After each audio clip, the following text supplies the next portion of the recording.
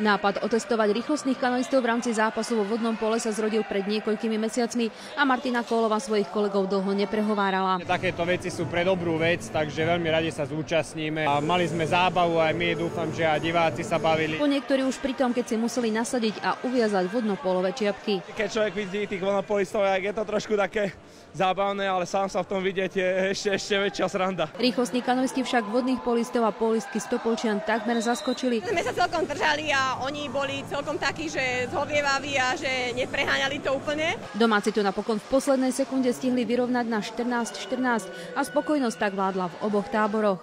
Super zápas, super zábava. Tá navyše splnila aj ďalší cieľ.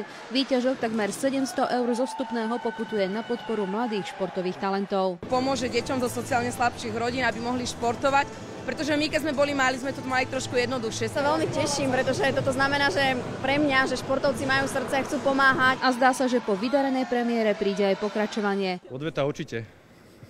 Otázne však je, či sa vodní polisti nechajú nahovoriť na preteky v kajaku či kánoe. Marika Dulajová, televízia Joj.